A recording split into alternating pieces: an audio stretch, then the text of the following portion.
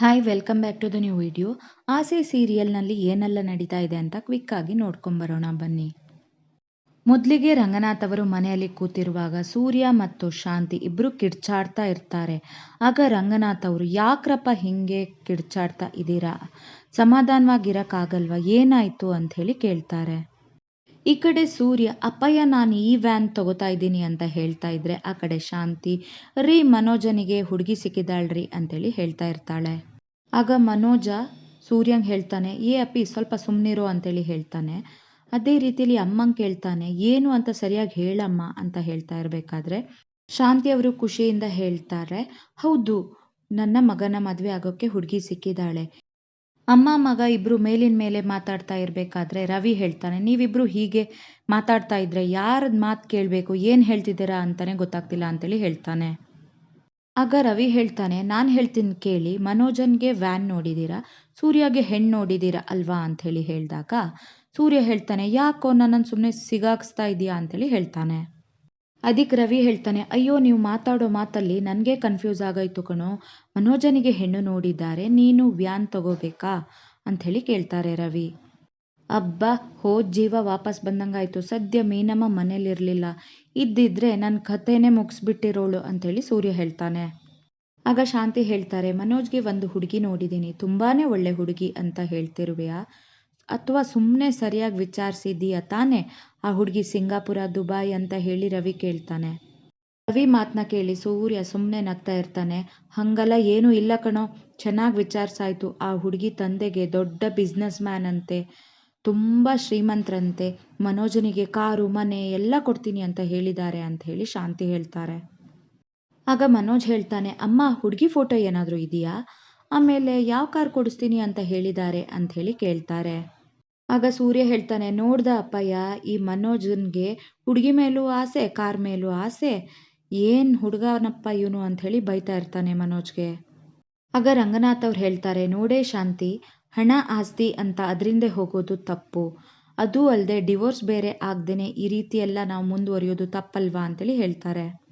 ಆಗ ಶಾಂತಿ ಹೇಳ್ತಾರೆ, ಅದೆಲ್ಲ ನನಗೆ ಗೊತ್ತು ರೀ, ಡಿವೋರ್ಸ್ ಆಗೋವರೆಗೂ ಸುಮ್ಮನಿರೋಕ್ಕಾಗುತ್ತಾ, ಈಗಲೇ ಎಲ್ಲ ನೋಡಿ ಇಟ್ಕೊಂಡ್ರೆ ಡಿವೋರ್ಸ್ ಆಗ್ತಿದ್ದಂಗೆ ಮಗನಿಗೆ ಮದುವೆ ಮಾಡೋಕ್ಕಾಗಲ್ವಾ, ನಿಮ್ಗೆಲ್ಲ ಏನು ಗೊತ್ತಾಗುತ್ತೆ, ಸುಮ್ಮನಿರಿ ಅಂತೇಳಿ ಹೇಳ್ತಾಳೆ ಶಾಂತಿ. ರಂಗನಾಥ್ ಅವ್ರು ಹೇಳ್ತಾರೆ, ನೋಡೇ ಶಾಂತಿ, ಮನೋಜನಿಗೆ ಮೊದಲೇ ಮದುವೆ ಆಗಿರೋ ವಿಷಯನ ಅವ್ರ ಹತ್ರ ಹೇಳಿದ್ಯಾ ತಾನೇ, ಹಾಗೆ ಡಿವೋರ್ಸ್ ಆಗ್ತಾ ಇರೋದನ್ನು ಹೇಳಿದ್ಯಾ ಅಂತ ಹೇಳಿ ರಂಗನಾಥ್ ಅವರು ಕೇಳ್ತಾರೆ. ಅದಕ್ಕೆ ಶಾಂತಿ ಹೇಳ್ತಾಳೆ, ಅಯ್ಯೋ ಅದನ್ನೆಲ್ಲ ಮುಂದೆ ಹೇಳ್ಕೊಂಡ್ರಾಯ್ತು ಬಿಡಿ, ಇವಾಗಲೇ ಹೇಳ್ಕೊಬಿಟ್ರೆ ಅವರು ಮದುವೆ ಮಾಡ್ಕೊಳ್ಳೋಕೆ ಒಪ್ಕೊಂಡ್ಬಿಡ್ತಾರಾ, ಸುಮ್ಮನೆ ಇರಿ ಅಂತೇಳಿ ಹೇಳ್ತಾಳೆ. ಅದು ಅಲ್ಲದೆ ಹೆಣ್ಣಿನ ಕಡೆಯವ್ರು ಬಂದು ಮೊದಲು ಮನೋಜ್ನ ನೋಡಲಿ, ಇಷ್ಟಪಡಲಿ, ಆಮೇಲೆ ಇದನ್ನೆಲ್ಲ ಹೇಳಿದ್ರಾಯ್ತು ಅಂತೇಳಿ ಶಾಂತಿ ಹೇಳ್ತಾರೆ. ಈಗಲಿನ ಕಾಲದ ಹುಡುಗಿರ್ನ ನೀವೇನಂತ ಅಂದ್ಕೊಂಡಿದ್ದೀರಾ, ಲುಕ್ ಮತ್ತು ಫಿಗರ್ಗೆಲ್ಲ ಸೆಕೆಂಡರಿ, ಅವರು ಕೆಲವೊಂದು ವಿಷಯದಲ್ಲಿ ಹುಡುಗ ಹೇಗಿರಬೇಕು ಅಂಥೇಳಿ ಅಂದ್ಕೊಂಡಿರ್ತಾರೋ ಈಗಿನ ಜನ್ರೇಷನ್ ಅವರು ಆ ಥರನೇ ಇರಬೇಕು ಅಂಥೇಳಿ ಅಂದ್ಕೊಂಡಿರ್ತಾರೆ ಗೊತ್ತಾ ಅಂಥೇಳಿ ರವಿ ಕೇಳ್ತಾನೆ. ಅದಕ್ಕೆ ಮೀನಾ ಹೇಳ್ತಾಳೆ, ಏನು ಸೂರ್ಯ ಹಿಂದೆ ಮುಂದೆ ಕೇಳಿ ಮದುವೆ ಆಗಿ ಬಂದವನ, ಅವನು ಹೇಳ್ದೆ ಕೇಳ್ದೆ ಕದ್ದು ಮದುವೆ ಆಗಿ ಬಂದವನೇ ಅಲ್ವಾ ಅಂತ ಹೇಳ್ತಾ ಇರಬೇಕಾದ್ರೆ ಸೂರ್ಯ ಕೋಪ ಮಾಡ್ಕೊಂಡು ಹೇಳ್ತಾನೆ, ಅಪ್ಪಯ್ಯ ಅವಳ ಹತ್ರ ಸುಮ್ಮನೆ ಇರೋಕೆ ಹೇಳು, ಮೀನಾ ಬಗ್ಗೆ ಮಾತಾಡೋದು ಬೇಡ ಅಂತೇಳಿ ಹೇಳಿ ಅಪ್ಪಯ್ಯ ಅಂತೇಳಿ ಹೇಳ್ತಾನೆ ಸೂರ್ಯ. ಆಗ ರಂಗನಾಥ್ ಅವ್ರು ಹೇಳ್ತಾರೆ, ಶಾಂತಿ ಇದೆಲ್ಲ ಬೇಕಾಗಿಲ್ಲ ಕಣೆ, ಅವ್ರು ನಾಳೆ ಬರ್ತಾರೆ ಅಂತ ಹೇಳ್ತಿದ್ಯಲ್ಲ, ಮುಂಚೆನೇ ಅವ್ರ ಹತ್ರ ಮನೋಜನಿಗೆ ಮದುವೆ ಆಗಿದೆ ಅನ್ನೋ ವಿಷಯನ ಹೇಳಬೇಕು ನೀನು, ಸರಿನಾ ಅಂತೇಳಿ ಹೇಳ್ತಾರೆ. ಯಾರು ಏನೇ ಅಂದರು ಇವಾಗ ನನ್ನ ಕೈಯಲ್ಲಿ ಖಂಡಿತ ಇವನ್ನೆಲ್ಲ ಹೇಳ್ಕೊಳಕ್ಕಾಗಲ್ಲ ಅಂಥೇಳಿ ಶಾಂತಿ ಹೇಳ್ತಾಳೆ. ಆಗ ರಂಗನಾಥ್ ಅವ್ರು ಹೇಳ್ತಾರೆ, ನೀನೇನೋ ನಿನ್ನ ಹಠ ಏನೋ ಏನೋ ಒಂದು ಮಾಡ್ಕೊಂಡು ಹೋಗು ಅಂಥೇಳಿ ಹೇಳ್ತಾರೆ. ನಂತರ ಸೂರ್ಯನ ವ್ಯಾನ್ ಬಗ್ಗೆ ವಿಚಾರಿಸ್ತಾರೆ. ವ್ಯಾನ್ ವಿಷಯ ಕೇಳಿ ತುಂಬ ಖುಷಿಯಾಯಿತು, ನೀನೇನೇ ಕೈ ಹಾಕಿದರೂ ಕೂಡ ಒಳ್ಳೆಯದೇ ಆಗುತ್ತೆ, ಮುನ್ನುಗ್ಗು ಅಂಥೇಳಿ ಆಶೀರ್ವಾದ ಮಾಡ್ತಾರೆ. ನಾಳೆ ಅವ್ರು ಎಷ್ಟು ಗಂಟೆಗೆ ಬರ್ತಾರಮ್ಮ ಅಂಥೇಳಿ ಮನೋಜ್ ಕೇಳ್ತಾ ಇರಬೇಕಾದ್ರೆ, ಅಪ್ಪಯ್ಯ ನನಗೊಂದು ಡೌಟ್ ಇದೆ ಅಂಥೇಳಿ ಸೂರ್ಯ ಕೇಳ್ತಾನೆ. ಹೇ ಮಧ್ಯದಲ್ಲಿ ಏನು ಅಪ್ಪಿನಿಂದು ಡೌಟು ಅಂಥೇಳಿ ಮನೋಜ ಕೇಳ್ತಾನೆ. ಅದು ಹಂಗಲ್ಲ, ಇವಾಗ ನಾಳೆ ಅವರೆಲ್ಲ ಬರ್ತಾರಲ್ಲ, ಆವಾಗ ನಾನು ಮತ್ತು ರವಿ ಕೂಡ ಮನೇಲೇ ಇರಬೇಕಾ, ಅಥವಾ ನಮಗೆ ಮದುವೆ ಆಗಿದೆಯಾ ಇಲ್ವಾ ಅಂತ ಕೇಳಿದರೆ ಏನು ಹೇಳೋದು ಅಂತೇಳಿ ಸೂರ್ಯ ಕೇಳ್ತಾನೆ. ಅಯ್ಯೋ ನಾವ್ಯಾಕೋ ಸುಳ್ಳು ಹೇಳಬೇಕು, ಮದುವೆ ಆಗಿದೆ ಅಂತ ಹೇಳೋಣ ಬಿಡು ಅಂಥೇಳಿ ರವಿ ಹೇಳಿದಾಗ, ಅಯ್ಯೋ ನಮಗೆ ಮದುವೆ ಆಗಿದೆ ಅಂತ ಹೇಳಿದ್ರೆ ನಿಮ್ಮ ಹೆಂಡತಿ ಎಲ್ಲಿ ಅಂತ ಕೇಳೋದಿಲ್ವೇನೋ, ಹೇಳು ಅಂಥೇಳಿ ಸೂರ್ಯ ಕೇಳ್ತಾನೆ. ಅದು ಅಲ್ಲದೆ ದೊಡ್ಡ ಮಗನಿಗೆ ಮದುವೆ ಮಾಡಿದೆ, ಬೇರೆ ಇಬ್ಬರು ಗಂಡ್ಮಕ್ಳಿಗೆ ಮದುವೆ ಹೆಂಗೆ ಮಾಡಿದ್ರಿ ಅಂಥೇಳಿ ಅವರೇನಾದರೂ ಕೇಳಿಬಿಟ್ರೆ ಏನು ಮಾಡೋದು ಅಂಥೇಳಿ ರವಿ ಕೇಳ್ತಾನೆ. ಇದು ಸೂಪರ್ ಪಾಯಿಂಟ್ ಕಣೋ ಅಂಥೇಳಿ ರವಿ ಹೇಳ್ತಾನೆ ಸೂರ್ಯಗೆ. ಇಷ್ಟೆಲ್ಲ ಯೋಚನೆ ಮಾಡೋಳಿಗೆ ನನಗೆ ಇದಕ್ಕೆ ಉತ್ತರ ಕೊಡೋದೇನು ಕಷ್ಟನಾ? ಇಬ್ಬರು ಹೆಂಡ್ತಿರು ಅಮ್ಮನ ಮನೆಗೆ ಹೋಗಿದ್ದಾರೆ ಅಂಥೇಳಿ ಹೇಳ್ತೀನಿ ಅಂಥೇಳಿ ಹೇಳ್ತಾರೆ ಶಾಂತಿ. ಯಾಕೆ ಯಾಕೆ ಇಷ್ಟೆಲ್ಲ ಸುಳ್ಳು ಹೇಳಬೇಕು ಅಂಥೇಳಿ ರಂಗನಾಥ್ ಅವ್ರು ಕೇಳ್ತಾರೆ ಶಾಂತಿಗೆ. ಅದು ಸರಿನೇ, ಸುಮ್ಮನೆ ಇವರಿಬ್ಬರು ನಾಳೆ ಮನೇಲಿ ಇರೋದೇ ಬೇಡ ಅಂಥೇಳಿ ಹೇಳ್ತಾಳೆ ಶಾಂತಿ. ಈಗ ನೀನು ಮಾತಾಡೋದ್ರಲ್ಲಿ ನ್ಯಾಯ ಇದೆ ಕಣೆ ಅಂಥೇಳಿ ರಂಗನಾಥ್ ಅವರು ಹೇಳ್ತಾ ಇರ್ಬೇಕಾರೆ, ಇದೊಂದು ವಿಷಯದಲ್ಲಿ ನಾನು ಹೇಳ್ದಂಗೆ ನೀವು ಕೇಳಬೇಕು, ಅದೇ ಸರಿಯಾಗಿರೋದು ಅಂಥೇಳಿ ಶಾಂತಿ ಹೇಳ್ತಾಳೆ. ಆಗ ಸೂರ್ಯ ಹೇಳ್ತಾನೆ, ಸರಿ ಸಕ್ಕರೆ, ಸೂಪರ್ ಆಗಿರೋ ಐಡಿಯಾ ಕಟ್ಟೇ ಬಿಡು, ಆದರೆ ಅಪ್ಪನೂ ಮನೇಲಿ ಇರಬೇಕೋ ಬೇಡವೋ ಅಂಥೇಳಿ ಹೇಳಿಬಿಡು ಅಂಥೇಳಿ ಹೇಳ್ತಾನೆ. ಅಯ್ಯೋ, ಮನೋಜನ್ ಮದುವೆ ಆಗಬೇಕು ಅಂತ ಅಂದರೆ ನಾನು ಹೇಳ್ದಂಗೆ ಆಗಬೇಕು ಅಷ್ಟೇ, ನೀವಿಬ್ಬರು ಮಾತ್ರ ಮನೇಲಿರೋದು ಬೇಡ ಅಷ್ಟೇ ಅಂಥೇಳಿ ಹೇಳ್ತಾಳೆ ಶಾಂತಿ. ಸೂರ್ಯ ಹೇಳ್ತಾನೆ, ನಾನು ನನ್ನ ಪಾಡಿಗೆ ಟ್ರಿಪ್ಪಿಗೆ ಹೋಗ್ತೀನಿ, ಒಂದು ಸ್ವಲ್ಪ ಹೊತ್ತು ನನ್ನ ಮೀನು ಜೊತೆ ನಾನು ಟೈಮ್ ಸ್ಪೆಂಡ್ ಮಾಡ್ತೀನಿ. ಅದೇ ರೀತಿ ರವಿನೂ ಅಷ್ಟೇ, ಅವನು ಹೋಟೆಲ್ಗೆ ಹೋಗ್ತಾನೆ, ಒಂದು ಸ್ವಲ್ಪ ಹೊತ್ತು ಶ್ರುತಿ ಜೊತೆ ಕಾಲ ಕಳಿತಾನೆ. ಬಿಡು, ನಮಗಿದು ಸಂತೋಷನೇ ಅಂಥೇಳಿ ಹೇಳ್ತಾನೆ ಸೂರ್ಯ. ಈ ಕಡೆ ಮಂಜ ಬರ್ತಾನೆ ಅಂಥೇಳಿ ಕುಸುಮ ಅವರು ಮನೆಯಲ್ಲಿ ಸ್ವೀಟ್ ಮಾಡ್ತಿರ್ತಾರೆ. ಅಷ್ಟರಲ್ಲಿ ಕನಕ ಅಲ್ಲಿಗೆ ಬರ್ತಾಳೆ.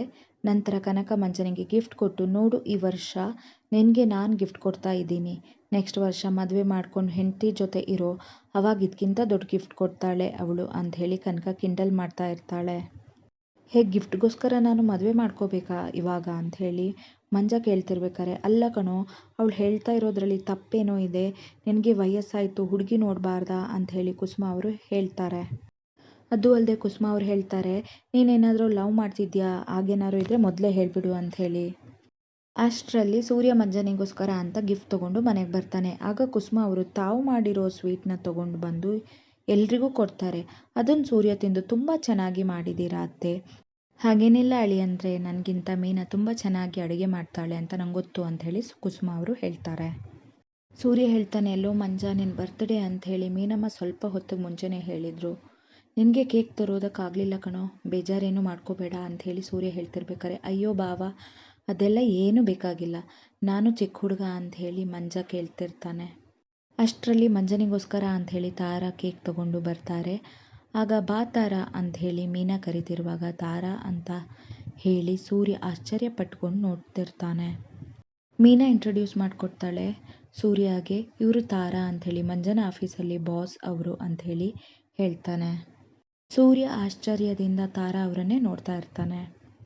ಅದು ಅಲ್ಲದೆ ಮೀನಾ ಅವ್ರು ಹೇಳ್ತಾರೆ, ನಾವು ಅವತ್ತು ಫೋನಲ್ಲಿ ಮಾತಾಡಿದ್ವಲ್ಲ, ಅದು ಇವರೇ ಅಂತೇಳಿ ಹೇಳ್ತಾ ಇರಬೇಕಾದ್ರೆ ಸೂರ್ಯನಿಗೆ ಒಂಥರ ಸಂಕಟ ಆಗಿ, ನಾನು ಚೆನ್ನಾಗಿದ್ದೀನಿ ಕಂದ, ನೀನು ಹೇಗಿದ್ದೀಯಾ ಅಂಥೇಳಿ ಕೇಳ್ತಾನೆ ಸೂರ್ಯ. ಹಾಗೆ ತಾರಾ ಮಂಜನಿಗೆ ಬರ್ಡೇ ವಿಶ್ ಮಾಡಿ ಕೇಕ್ ಕೊಡ್ತಾಳೆ. ಇನ್ನೇನಪ್ಪ, ನಾನು ಕೇಕ್ ತರಬೇಕು ಅಂತಿದ್ದೆ, ಇವಾಗ ನನ್ನ ತಂಗಿನೇ ತಂದುಬಿಟ್ಟಿದ್ದಾಳಲ್ಲ ಅಂಥೇಳಿ ಸೂರ್ಯ ಖುಷಿಯಿಂದ ಹೇಳ್ತಿರ್ಬೇಕಾದ್ರೆ ಮೀನಾ ಸೂರ್ಯನ್ನೇ ಶಾಕಿಂದ ನೋಡ್ತಾ, ಏನು ತಂಗಿ ಅಂತ ಕರಿತಾ ಇದ್ದೀರಾ ಅಂತ ಹೇಳ್ತಾರೆ. ಆಗ ಮೀನಾ ಹೇಳ್ತಾಳೆ, ಏನು ತಾರಾ ನಿಮ್ಮ ತಂಗಿನ ಅಂತ ಹೇಳಿ ಹೇಳ್ತಾ ಇರಬೇಕಾದ್ರೆ ಈ ಕಡೆ ಕನಕ ಮಂಜನ ಕಾಲು ಎಳಿತಾ ಇರ್ತಾಳೆ. ಏನು ನಡೀತಾ ಇದೆ ಅಂತ ಹೇಳಿ ಹೇಳ್ತಾರೆ. ನಂತರ ಕೇಕ್ ಕಟ್ಟಿಂಗ್ ಸೆಲೆಬ್ರೇಷನ್ ಭಾರಿ ಜೋರಾಗಿ ನಡೆಯುತ್ತೆ. ಹಾಗೆ ತಾರಾ ತಂದಿರೋ ಬಟ್ಟೆನ ಮಂಜನಿಗೆ ಕೊಟ್ಟು, ಇದನ್ನು ಬರಬೇಕಾದ್ರೆ ಹಾಕೊಂಡು ಬಾ ಅಂಥೇಳಿ, ಆಫೀಸ್ಗೆ ಲೇಟ್ ಆಗ್ತಿದೆ, ನನಗೆ ಕೆಲಸ ಇದೆ ಅಂಥೇಳಿ ತಾರಾ ಅಲ್ಲಿಂದ ಹೊರಟ್ಬಿಡ್ತಾರೆ. ಅದು ಅಲ್ಲದೆ ನೀನು ಇವತ್ತು ಆಫೀಸ್ಗೆ ಬರ್ತಾ ಇದೆಯಾ ಅಲ್ವಾ ಅಂತ ಹೇಳಿ ತಾರಾ ಅವರು ಮಂಜನ್ಗೆ ಕೇಳಿರಬೇಕಾದ್ರೆ, ಹೌದು ನಾನು ಬರ್ತೀನಿ ಅಂಥೇಳಿ ಹೇಳ್ತಾನೆ. ಆಗ ತಾರಾ ಅವ್ರು ಹೇಳ್ತಾರೆ, ಸರಿ, ನಾನು ನಮ್ಮಿಬ್ಬರಿಗೂ ಡಿನ್ನರ್ ಟೇಬಲ್ನ ಬುಕ್ ಮಾಡಿರ್ತೀನಿ ಅಂಥೇಳಿ ಹೇಳ್ತಾರೆ. ತಾರಾ ಹಾಗೂ ಮಂಜನ ಮಾತನ್ನು ಕೇಳ್ತಾ ಇದ್ದಿದ್ದ ಸೂರ್ಯ ಹಾಗೂ ಮೀನಾಗೆ ಶಾಕ್ ಆಗುತ್ತೆ. ಮಂಜ ಕೂಡ ಸರಿ ಬರ್ತೀನಿ ಅಂತ ಹೇಳಿ ತಲೆ ಅಲ್ಲಾಡಿಸಿದ್ದ ನೋಡಿ ಇಬ್ರಿಗೂ ಗಾಬರಿ ಆಗುತ್ತೆ. ಏನಿರ್ಬೋದು ಅಂತೇಳಿ ಸರ್ಪ್ರೈಸ್ ಕೂಡ ಅಂದ್ಕೊಳ್ತಾರೆ. ನಾನು ರಿಸಲ್ಟ್ಗಾಗಿ ಕಾಯ್ತಾ ಇರ್ತೀನಿ ಅಂತ ಹೇಳಿದ ತಾರಾ ಮಾತನ್ನು ಕೇಳಿ ಇಲ್ಲೇನೋ ನಡೀತಾ ಇದೆ ಅಂಥೇಳಿ ಸೂರ್ಯ ಮತ್ತು ಮೀನಾ ಅಂದ್ಕೊಳ್ತಾರೆ. ನಂತರ ಕುಸುಮ ಅವರು ಅಕ್ಕಪಕ್ಕದ ಮನೆಯವ್ರಿಗೆ ಕೇಕ್ ಕೊಡೋದಕ್ಕೆ ಹೋದಾಗ ಸೂರ್ಯ ಮತ್ತು ಮೀನಾ ಇಬ್ಬರು ಮಂಜನ ಕರೆದುಕೊಂಡು ಮಾತಾಡಿಸ್ತಾರೆ. ಮಂಜ, ಬರ್ತ್ಡೇ ಗಿಫ್ಟ್ ಅಂತ ಅಂದರೆ ಒಂದು ಜೊತೆ ಬಟ್ಟೆ ಕೊಡಿಸ್ತಾರೆ, ಓಕೆ, ಆ ಹುಡುಗಿ ಏನು ಇಷ್ಟೊಂದೆಲ್ಲ ಬಟ್ಟೆ ಕೊಡಿಸಿದ್ದಾಳೆ, ಏನೂ ಇಲ್ಲ ಅಂದರೆ ಒಂದೊಂದು ಜೊತೆ ಒಂದು 5,000 ಇರ್ಬೋದು, ಒಟ್ಟು ಒಂದು 20,000 ಬೆಲೆ ಬಟ್ಟೆ ಥರ ಕಾಣ್ತಾ ಇದೆಯಲ್ಲ ಅಂತ ಮೇಲ್ನ ಕೇಳ್ತಾ ಇರಬೇಕಾದ್ರೆ ಮಂಜ ಏನು ಹೇಳದೆ ಸುಮ್ಮನೆ ಇರ್ತಾನೆ. ಆಗ ಮಂಜ ಇದರಲ್ಲಿ 20 ಜೊತೆ ಬಟ್ಟೆ ತಗೋಬೋದಿತ್ತು. ನೋಡಿದೀಯಾ ಮೀನಮ್ಮ, ಯಾರೋ ಒಂದು ಹುಡುಗಿ ಇವನಿಗೋಸ್ಕರ ಇಷ್ಟೆಲ್ಲ ಬಟ್ಟೆ ಕೊಡಿಸ್ತಾ ಇದ್ದಾಳೆ. ಆದರೆ ನೀನು ನನ್ನ ಬರ್ತ್ಡೇಗೆ ಒಂದೇ ಒಂದು ಜೊತೆ ಬಟ್ಟೆನಾದರೂ ಕೊಡಿಸಿದೀಯಾ ಅಂಥೇಳಿ ಸೂರ್ಯ ಮೀನಾ ಕೇಳ್ತಾ ಕಾಲೆಳಿತಾನೆ. ಏನು ಹಂಗಂದ್ರೆ ನಂಗೆ ನಿಮ್ಮ ಮೇಲೆ ಪ್ರೀತಿನೇ ಇಲ್ಲ ಅಂತ ಅರ್ಥನಾ ಅಂಥೇಳಿ ಮೀನಾ ಕೇಳ್ತಾಳೆ. ಅಯ್ಯೋ ನಾನು ಹಂಗಲ್ಲಮ್ಮ, ಮಂಜ ತುಂಬ ಲಕ್ಕಿ ಅಂತೇಳಿ ಹೇಳಿದೆ ಅಷ್ಟೇ ಅಂತೇಳಿ ಹೇಳ್ತಾನೆ ಸೂರ್ಯ. ಸರಿ ಎಲ್ಲ ಬಿಟ್ಟು ಹಾಕು ಮಂಜ, ನಾನು ಹಿಂಗೊಂದು ಪ್ರಶ್ನೆ ಕೇಳ್ತೀನಿ, ಕರೆಕ್ಟಾಗಿ ಉತ್ತರ ಕೊಡ್ತಿಲ್ಲೀಯಾ ಅಂತ ಹೇಳಿ ಸೂರ್ಯ ಕೇಳಿದಾಗ, ಸರಿ ಆಯಿತು ಬಾಬಾ ಕೇಳಿ ಅಂಥೇಳಿ ಮಂಜ ಹೇಳ್ತಾನೆ. ಸೂರ್ಯ ಕೇಳ್ತಾನೆ, ಅವಳು ಹೋಗಬೇಕಾದ್ರೆ ನೀನು ನಂಗೆ ಇನ್ನೂ ಉತ್ತರ ಕೊಟ್ಟಿಲ್ಲ ಅಂತ ಹೇಳ್ದಿಯಲ್ಲ, ಏನದರ ಅರ್ಥ ಅಂಥೇಳಿ ಪ್ರಶ್ನೆ ಮಾಡ್ತಾನೆ. ಅದು ಅಲ್ಲದೆ ನಿಮ್ಮಿಬ್ಬರ ಮಧ್ಯದಲ್ಲಿ ಏನಾದ್ರು ನಡೀತಾ ಇದ್ದರೆ ನನಗೆ ಹೇಳು, ನಾನು ನನ್ನ ತಂಗಿ ಹತ್ರ ಮಾತಾಡ್ತೀನಿ ಅಂತ ಸೂರ್ಯ ಹೇಳ್ತಾನೆ. ನಂತರ ನಿನ್ನೆ ಕಣೋ ಕೇಳ್ತಾ ಇರೋದು, ತಾರಾನ ನೀನೇನಾದ್ರು ಲವ್ ಮಾಡ್ತಾ ಇದೀಯಾ ಅಂಥೇಳಿ ಕೇಳಿದಾಗ ಅದಕ್ಕೆ ಮಂಜ ಹೌದು ಅಂತ ಹೇಳ್ತಾನೆ. ಆದರೆ ಅವಳು ಮಾತ್ರ ನನ್ನ ಲವ್ ಮಾಡ್ತೀನಿ ಅಂತ ಹೇಳಿದ್ದಾಳೆ, ನಾನು ಇನ್ನು ಅವಳಿಗೆ ಏನೂ ಹೇಳಿಲ್ಲ ಅಂಥೇಳಿ ಮಂಜ ಹೇಳ್ತಾನೆ. ಆಗ ಸೂರ್ಯ ಹೇಳ್ತಾನೆ, ನೀನೇನು ತಲೆ ಕೆಡಿಸ್ಕೋಬೇಡ ಕಣೋ, ನನ್ನ ತಂಗಿ ತುಂಬ ಒಳ್ಳೆಯವಳು, ಅವಳು ನಿನ್ನ ಒಪ್ಕೊಂಡಿದ್ದಾಳೆ ಅಂತ ಅಂದರೆ ನಿಂಗೆ ಕರೆಕ್ಟ್ ಅಂತಾನೆ ಅರ್ಥ. ನೀನೇನು ತಲೆ ಕೆಡಿಸ್ಕೊಳ್ಳೋಕೆ ಹೋಗಬೇಡ, ನಿನ್ನ ತಾರಾ ಮದುವೆ ಮಾಡೋ ಜವಾಬ್ದಾರಿ ನಂದು ಅಂತೇಳಿ ಸೂರ್ಯ ಹೇಳ್ತಾನೆ. ರೀ ಏನ್ರಿ ನೀವು ಈ ರೀತಿ ಎಲ್ಲ ಹೇಳ್ತಾ ಇದ್ದೀರಾ, ಅತ್ತೆಗೇನಾದರೂ ಈ ವಿಷಯ ಗೊತ್ತಾಯಿತು ಅಂತಂದರೆ ಸುಮ್ಮನೆ ಬಿಡ್ತಾರಾ ಹೇಳಿ ಅಂಥೇಳಿ ಮೀನಾ ಕೇಳ್ತಿರ್ಬೇಕಾದ್ರೆ, ನೋಡು ಮೀನಮ್ಮ, ನೀನು ಅದ್ರ ಬಗ್ಗೆ ತಲೆ ಕೆಡಿಸ್ಕೋಬೇಡ, ತನ್ನ ಆಸ್ತಿ ಅಂತಸ್ತು ಸ್ಟೇಟಸ್ ಅಂತೆಲ್ಲ ನೋಡೋ ಹಾಗೆ ಕಾಣ್ತಿಲ್ಲ, ಅದಕ್ಕೇನೆ ಮಂಜನ್ ಲವ್ ಮಾಡಿರೋದು ಅವಳು, ಅವಳ ಒಳ್ಳೆ ಗುಣ ಮಾತ್ರ ಅವಳು ನೋಡಿರೋದು ಅಂತ ಹೇಳಿ ಮಂಜ ಈ ಜನ್ಮದಲ್ಲೇ ನೀನು ಮಾಡಿರೋ ಪುಣ್ಯ ಇದು ಅಂಥೇಳಿ ಸೂರ್ಯ ಹೇಳ್ತಾನೆ. ಅದೂ ಅಲ್ಲದೆ ತಾರಾ ಮತ್ತು ನಿನ್ನ ಜೋಡಿ ತುಂಬ ಬೆಸ್ಟ್ ಜೋಡಿ, ನಿಮ್ಮಿಬ್ಬರನ್ನ ನೋಡಿ ನಂಗೆ ತುಂಬ ಖುಷಿ ಆಯಿತು ಅಂತ ಹೇಳಿ ಸೂರ್ಯ ಆಶೀರ್ವಾದ ಮಾಡ್ತಾನೆ. ಅದು ಅಲ್ಲದೆ ಸೂರ್ಯ ಹೇಳ್ತಾನೆ, ನೀನು ಅವಳ ಪ್ರೀತಿನ ಧೈರ್ಯವಾಗಿ ಒಪ್ಕೋ ಅಂಥೇಳಿ ಮಂಜನ ಹೇಳ್ತಾ ಇರಬೇಕಾದ್ರೆ ಶಾಂತಿ ಮಾತ್ರ ಒಳಗಿಂದಲೇ ಮನಸ್ಸಿಂದ ಭಯ ಪಡ್ತಾ ಇರ್ತಾಳೆ. ಹೋಪ್ ಇಲ್ಲಿಗೆ ವಿಡಿಯೋವನ್ನು ಮುಗಿಸ್ತಾ ಇದ್ದೀನಿ. ಇಷ್ಟ ಆದರೆ ಲೈಕ್ ಮತ್ತು ಸಪೋರ್ಟ್ ಮಾಡಿ ಪ್ಲೀಸ್ ಪ್ಲೀಸ್ ಪ್ಲೀಸ್.